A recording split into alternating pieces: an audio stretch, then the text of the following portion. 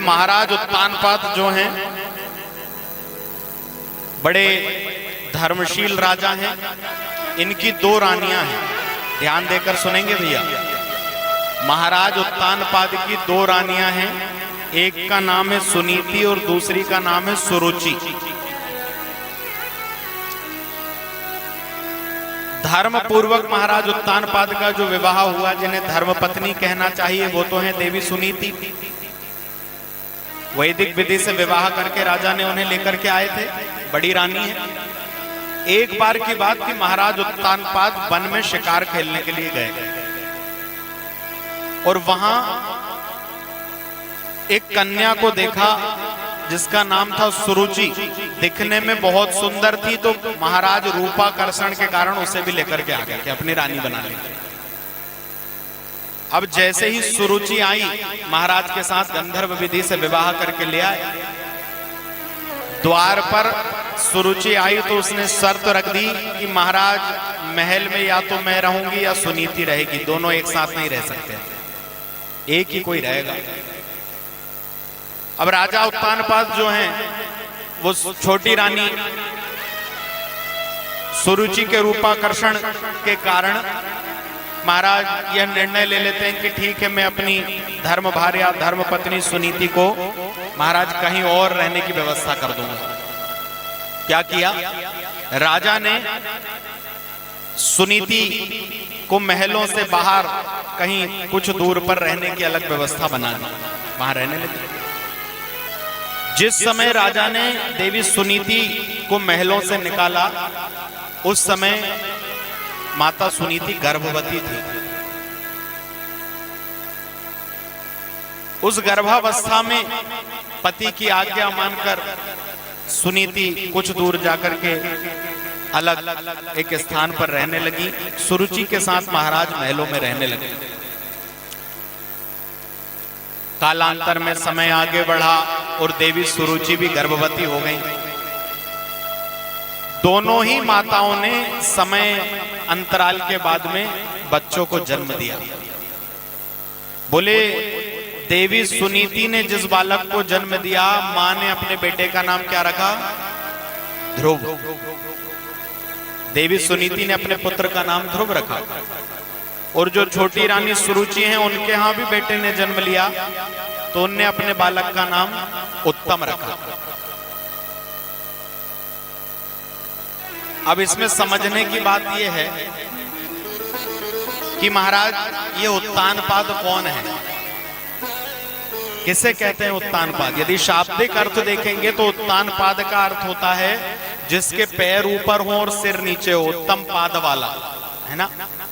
तो हम सब लोग जितने भी जीव हैं वो सब जब माता के गर्भ में रहते हैं ना, तो छठवां महीना जब माता के गर्भावस्था का होता है तो बच्चा उल्टा हो जाता है, पैर ऊपर हो जाते हैं और सिर नीचे, उल्टे लटके रहते हैं माता के गर्भ में। बोले उत्तानपाद कौन है? हम सब जीव उत्तानपाद हैं। राजा उत्तानपाद की दो रानियां, बोले हमारी भी दो रानी है प्रत्येक जीव की। सुनीति कौन? बोले सुष्ठुर नीति यस्य सा सुनीति। शास्त्र पर धर्म के मार्ग पर चलने वाली जो बुद्धि है वो है सुनीति।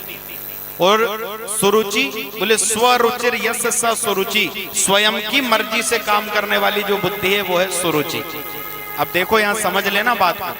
बोले शास्त्र की नीति पर चलने से ध्रुव की प्राप्ति होगी, धर्म की नीति पर चलने से ध्रुव की प्राप्ति होगी, और स्वयं की रुचि पर चलने से उत्तम यानी अंधकार प्राप्त होगा।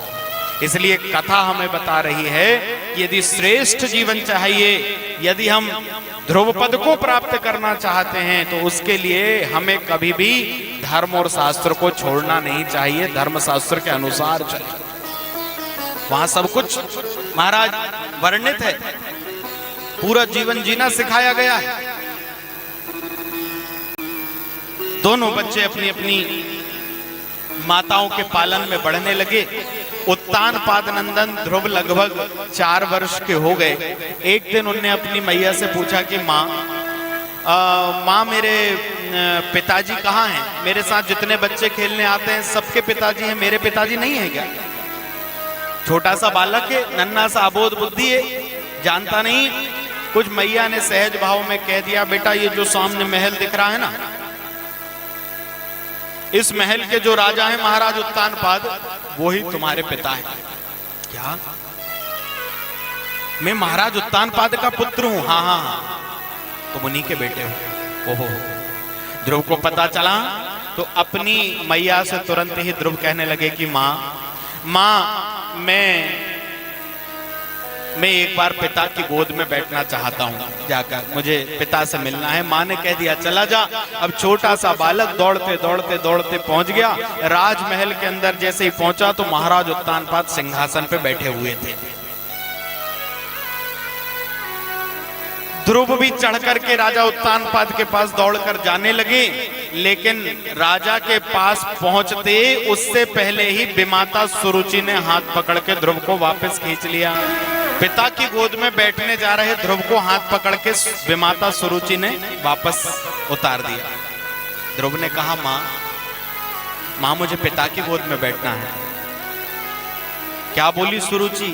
कहने लगी ये सही बात है कि महाराज उत्तानपाद तुम्हारे पिता हैं, लेकिन तुम उस गोद में इसलिए नहीं बैठ सकते क्योंकि मैं तुम्हारी माता नहीं हूं। तुमने अभागा की कोख से जन्म लिया है। और इस तरह डांट करके ध्रुव को बैठने नहीं दिया। बहुत दुखी नन्हा सा बालक शुष्कियां भरता हुआ वापस दौड़ा दौड़ा आया और अपनी मां सुरुचि के अंक में आकर लिपट गया। क्या हुआ ध्रुव, क्यों रो रहा है बेटा? शब्द मुख से नहीं निकल रहे। माँ हाँ बताना क्या हुआ? माँ मुझे विमाता ने पिता की गोद में बैठने नहीं दिया। क्यों नहीं बैठने दिया? बोले उन्होंने कहा कि तूने दुर्भागा की कोख से जन्म लिया है, जा जंगल में जाकर वन में भगवान की तपस्या करना, और जब भगवान मिल जाए ना तो उनसे कहना कि मुझे अब की बार सुरुचि माता की कोख से जन्म दो। जब मेरी कोख से जन्म लेकर आएगा तब तू जाकर उस गद्दी पर बैठने का अधिकारी होगा। क्या हुआ? बोले आज सुरुचि ने केवल ध्रुव का अपमान नहीं किया, आज देवी सुरुचि ने भगवान का अपमान कर दिया। क्यों? क्योंकि शास्त्र ये कहते हैं, वेद ये कहते हैं कि भगवान का नाम ले लेने के बाद में फिर दोबारा जन्म नहीं लेना पड़ता। और सुरुचि क्या कह रही है कि भगवान मिल जाए तो उनसे कहना कि मेरी कोख से जन्म दें। मतलब सुरुचि की कोख में आने के लिए पहले ध्रुव को भगवान को सामने पाना पड़ेगा। जैसे ही सुना सुनीति ने, आज की मां होती तो कह देती चल मैं चलती हूं, कैसे नहीं बैठने दिया तुझे उस सिंहासन पे, तू अधिकारी है, तू उनका बेटा है। लेकिन नहीं, माता सुनीति ने कहा कि ध्रुव सही तो कहा तेरी भी माता ने। माँ सही कहा, क्या वन में भगवान मिल जाते हैं? हाँ बेटा, यदि भगवान की आराधना करी जाए, निर्मल मन से पुकारा जाए तो जरूर मिल जाते हैं। अच्छा मुझे भी मिल जाएंगे? बोले हाँ जरूर मिल जाएंगे। अब तो छोटा सा बालक है, और बच्चा जब शिशुपन में छोटा होता है ना तो माँ जो कह दे, बच्चा सबसे पहली बात अपनी माँ की ही मानता है। बल्कि आप देखें महाराज, बड़ा प्रैक्टिकल अनुभव है कि दुनिया में प्रथम गुरु माँ को कहा गया है। माँ बच्चे की पहली गुरु होती है ना। शिशुपन से अपनी छाती का दूध पिलाती है, पालती पोसती है। पिता की पहचान कराने वाली भी माँ ही है। माँ ही बच्चे को ये कहती है कि बेटा ये तुम्हारे पिताजी हैं, बाबूजी हैं, देखो। और बच्चे को पिता का संबोधन कहना भी माँ ही सिखाती है। शिशुपन में माँ जैसा बोले बच्चा वैसा करता है।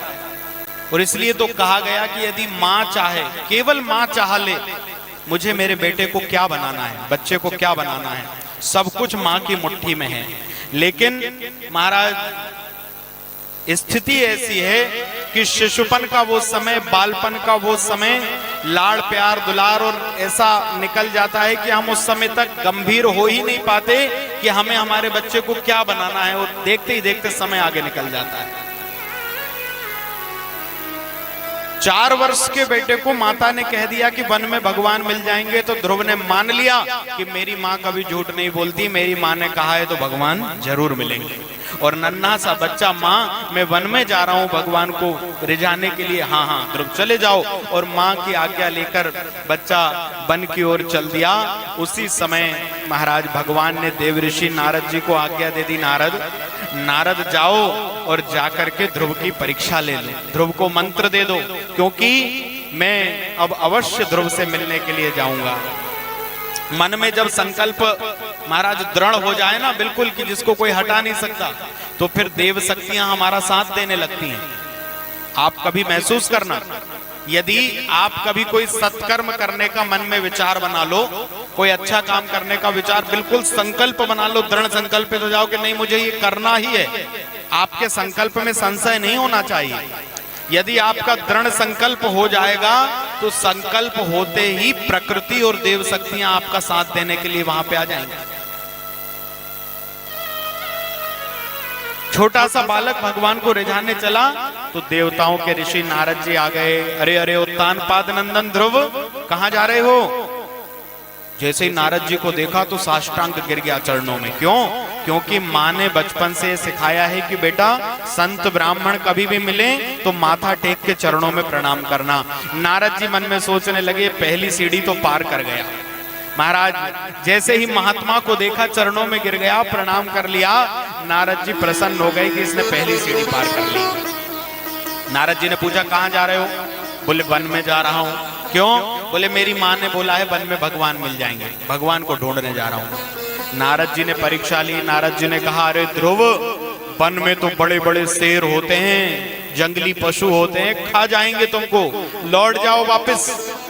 तो क्या कहा ध्रुव ने पता है?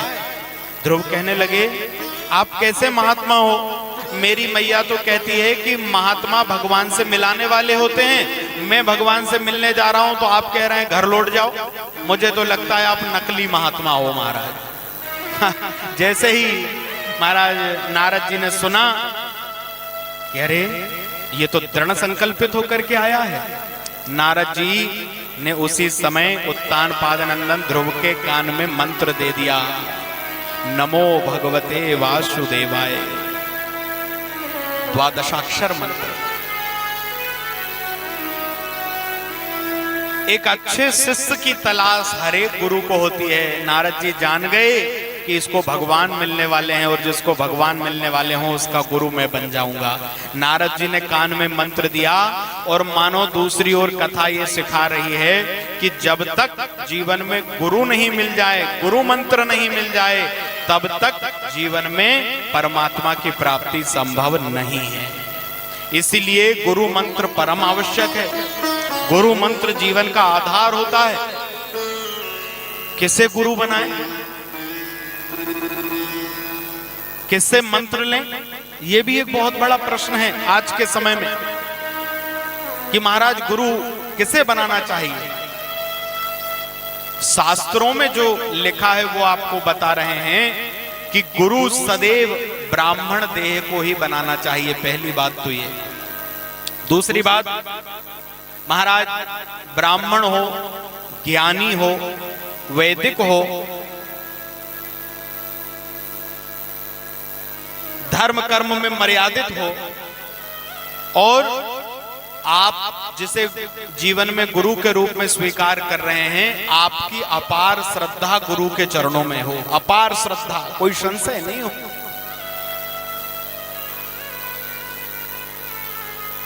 ऐसे विद्वत गुरु की शरण में जाकर के उनसे प्रार्थना करो कि मुझे अपना शिष्य बना लीजिए। क्योंकि यदि हम कहेंगे कि मैंने गुरु बनाया है तो हो सकता है कि हमारे मन में महाराज यह अभिमान आ जाए कभी कि मैंने इन्हें गुरु बनाया। इसलिए गुरु मत बनाओ। क्या करो? बोले सामर्थ्यवान गुरु की शरण में जाकर के शिष्य बन जाओ। बोलो नारायण भगवान। समझने की बात है। ध्रुव जी को मंत्र दे दिया और यमुना के किनारे मधुवन में छोटे से ध्रुव जी महाराज मधुवन में पहुंच गए और गुरु जी ने जो मंत्र दिया है उसका यमुना जी के तट पर बैठकर जाप शुरू कर दिया। ओम नमो भगवते वासुदेवाय। ओम नमो नमो भगवते वासुदेवाय। ओम नमो भगवते वासुदेवाय। ओम नमो भगवते वासुदेवाय। ओम नमो भगवते वासुदेवाय। ओम नमो भगवते वासुदेवाय। ओम नमो भगवते वासुदेवाय। ओम नमो भगवते वासुदेवाय। ओम नमो भगवते वासुदेवाय। क्या हुआ? तेरा त्रांते प्राप्ते कपित बदरासनः आत्मवृत्त्यनुसारेण मासे नित्ये अर्चयन हरिम। पहला महीना ध्रुव जी की तपस्या का चल रहा है। 3 दिन में एक बार फल खा लेते हैं और मंत्र के जाप में लगे हुए हैं। दूसरा महीना शुरू हुआ तो फल खाने छोड़ दिए और 6 दिन में एक बार पत्ते खाने लगे। 2 महीने बीत गए। तीसरा महीना जैसे ही शुरू हुआ तो पत्ते भी छोड़ दिए। 9 दिन में एक बार जल पीकर रहने लगे। चौथा महीना शुरू हुआ तो जल भी छोड़ दिया। उत्तरोत्तर तपस्या बढ़ती जा रही है। चौथे महीने में क्या करने लगे? बोले 12 दिनों में एक बार वायु पी करके और क्या कर रहे हैं? ओम नमो भगवते वासुदेवाय। ओम नमो भगवते वासुदेवाय। ओम नमो भगवते वासुदेवाय। ओम नमो भगवते वासुदेवाय। ओम नमो भगवते वासुदेवाय। ओम नमो भगवते वासुदेवाय। ओम नमो भगवते वासुदेवाय। ओम नमो भगवते वासुदेवाय। ओम नमो भगवते वासुदेवाय। 4 महीने की तपस्या पूरी हुई और 5वां महीना जैसे ही महाराज ध्रुव की तपस्या का शुरू हुआ तो अब अभी तक तो वायु पी रहे थे, लेकिन अब वायु को पीना भी बंद कर दिया। और 5वां महीना पूरा होते होते ध्रुव ने अपनी श्वासों को रोक लिया। महाराज भगवान की एक अद्भुत छटा ध्रुव के हृदय भवन में आकर के विराजित हो गई और संसार की सुध बुध भूल गए। शरीर का भान नहीं रहा। दिन रात्रि समय काल सब भूल गए। अंतर मन में नारायण विराजित हो गए हैं। और 6वां महीना महाराज ध्रुव जी की तपस्या का चल रहा है। जैसे ही ध्रुव ने सांस रोकी तो पूरे के पूरे सांसारिक प्राणियों की सांस रुक गई। सब लोग झटपटा कर गिरने लगे। जैसे ही ध्रुव जी महाराज की श्वास रुकी तो सारी सृष्टि में चराचर प्राणियों की सांस रुक गई। ब्रह्मा जी घबरा गए, क्या हुआ? इतनी मुश्किल से सृष्टि बनाई और महाराज ये सब मरने लगे, लोग श्वास नहीं ले पा रहे हैं। ब्रह्मा जी दौड़े दौड़े भगवान के पास गए। प्रभु क्या हो रहा है? भगवान ने कहा, अरे चिंता मत करो, मेरा एक छोटा सा नन्हा सा भक्त है, वो मुझे बुला रहा है। मैं अभी जाऊंगा ध्रुव के पास में, सब सामान्य हो जाएगा। और क्या हुआ? बोले गरुड़ पर आरूढ़ होकर के भगवान नारायण ध्रुव के सामने आकर खड़े हो गए। गरुड़ारूढ़ प्रभु खड़े हुए हैं, लेकिन ध्रुव जी आंखों को बंद करके नाम जप में लगे हुए हैं। स्वर्ग के देवता हंसने लगे। पता है क्यों? देवता इसलिए हंसने लगे, कह रहे हैं, अरे उत्तानपाद नंदन ध्रुव, भगवान की जो छटा तुम्हारे सामने खड़ी हुई है उसका स्वप्न में भी किसी किसी को दर्शन होता है। सपने में, अरे सपने में दर्शन करने के लिए अमलात्मा विमलात्मा महात्माओं का जीवन निकल जाता है और भगवान तेरे सामने खड़े हैं और तू आंखों को बंद किए है। ध्रुव की इस नादानी पर हंस रहे हैं देवता। भगवान जान गए ध्रुव आंखें नहीं खोलेगा। क्यों? क्योंकि हृदय के अंदर जो छटा बैठी हुई है उसमें मगन है ध्रुव। भगवान ने कहा हृदय के अंदर जो छटा है जब तक उसको हटाऊंगा नहीं तब तक आंख खोलेगा नहीं ध्रुव। और जैसे ही भगवान ने हृदयगत छटा को ध्रुव के हृदय से हटाया तो झटपटा कर आंख खोली, और जो आंख खोली तो क्या देखा, जो अभी तक हृदय के अंदर था वही साकार रूप से सामने खड़ा हुआ है। रोम रोम पुलकायमान हो गया ध्रुव जी महाराज का। गोविंद सामने खड़े हैं भगवान। ध्रुव जी ने जैसे ही भगवान का दर्शन किया निर्मम नेत्रों से ठाकुर जी को निहारने लगे। बोलना चाहते हैं ध्रुव, लेकिन महाराज शब्द नहीं आ पा रहे वाणी में। भगवान सामने आ गए और बोले ध्रुव स्तुति तो करना चाहते हैं पर क्यों नहीं कर पा रहे स्तुति। बोले ध्रुव स्तुति इसलिए नहीं कर पा रहे हैं कि महाराज अभी ध्रुव छुटपन से सीधे भक्ति में चले गए। उन्होंने सत्संग तो किया ही नहीं, विद्यालय पढ़ने के लिए तो गए नहीं। क्या करें। भगवान ने मन में विचार किया कि ध्रुव कुछ बोलना चाहता है, प्रभु को तो सब मालूम है। तो भगवान ने अपने शंख को लेकर ध्रुव जी के गालों में स्पर्श करा दिया, और जैसे ही कपोलों में शंख को लगाया रोम रोम में देवी सरस्वती का प्रागट्य हो गया। और जैसे ही सरस्वती का प्रागट्य हुआ स्तुति करी है भगवान की। यो अंतः प्रविश्य मम वाचमिमां प्रसुप्तां संजीवयति अखिल शक्तिधरः स्वधाम्ना अन्यांश्च हस्तचरण श्रवणत्वगादि प्राणान्नमो भगवते पुरुषाय तुभ्यम्।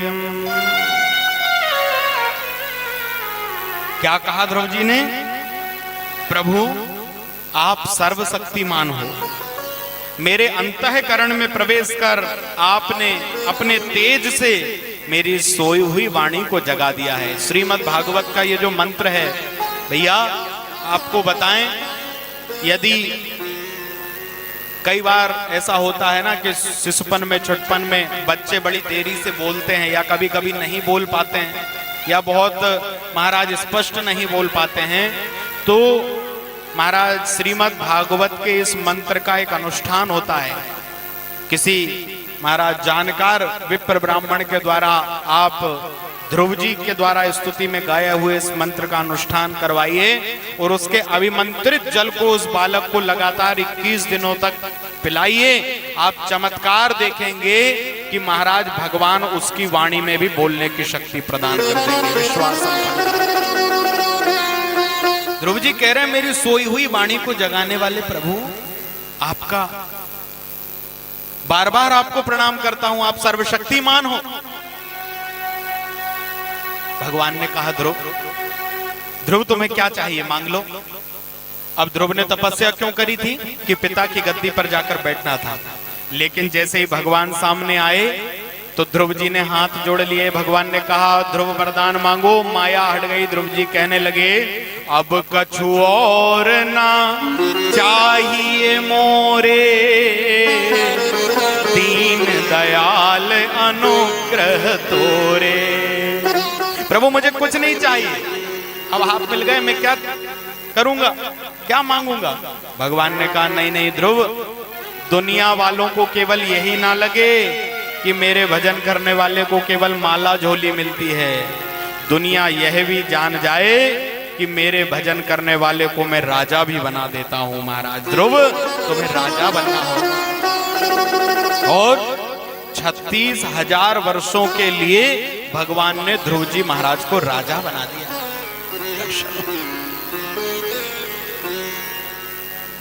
श्री ध्रुव जी भगवान अंतर ध्यान हुए और जैसे ही भगवान गए तो ध्रुव बहुत रोने लगे। क्यों? बोले भगवान मिल गए। ध्रुव को तो बहुत प्रसन्न होना था, लेकिन ध्रुव जी रो रहे हैं। क्यों रो रहे हैं? बोले ध्रुव इसलिए रो रहे हैं कि देखो आज मुझे भगवान सामने मिल गए, लेकिन मैं भगवान से फिर ये दुनियादारी संसार राज्य मांग कर रह गया, मैं भगवान से भगवान को नहीं मांग पाया। रो रहे हैं, लेकिन महाराज उसी समय अपने मन को समझाया और जैसे ही यह खबर राजमहल में पहुंची कि मधुवन में ध्रुव ने भगवत प्राप्ति कर ली है, तो जिस बेमाता सुरुचि ने डांट कर भगाया था ना, आज जब भगवान की कृपा हो गई तो वही माता सबसे आगे भीड़ में थाली लेके खड़ी हो गई आरती की। देखो यही समय है, यही महाराज परमात्मा के मिलन के बाद क्या होता है? बोले प्रभु की कृपा जीवन में हो जाए तो क्या होता है? बोले महाराज जिसके जीवन में श्री हरि की नारायण की कृपा हो जाए तो फिर दुश्मन भी अपने बन जाते हैं। ये भगवान की कृपा का फल है महाराज। जा पर कृपा राम की होई, जा पर कृपा राम की होई, जा पर कृपा राम की होई, जा पर कृपा राम की होई, ता पर कृपा करें सब कोई, ता पर कृपा करे सब कोई, जा पर कृपा राम की होई, जा पर कृपा राम जी की होई, जा पर कृपा राम की होई तो ता पर कृपा करें सब कोई। जिस पर प्रभु की कृपा हो जाए तो फिर दुनिया वैसे ही उसके ऊपर कृपा महाराज सब अनुकूल हो जाती है स्थिति। बेमाता ने आरती उतारी, आओ आओ ध्रुव आओ, सिंहासन खाली हो गया, पिताजी ने गोद में लिया, महाराज ध्रुव को राजा बनाकर गद्दी पर बिठाल दिया। नन्ही सी शिशुपन की छोटी सी बालपन की अवस्था में ध्रुव जी महाराज को भगवान का दर्शन हो गया। किसके कारण? बोले माता ने अपने पुत्र का सही मार्गदर्शन किया। हमें भी चाहिए कि हम अपने घर में जब बच्चा बचपन में हो, छोटा हो, छुटपन में हो, तो उस समय माँ बच्चे को जैसे संस्कार दे देगी पूरे जीवन भर के लिए उस बच्चे के जीवन में वो बातें उतर जाएंगी। ये बात ध्यान रखना।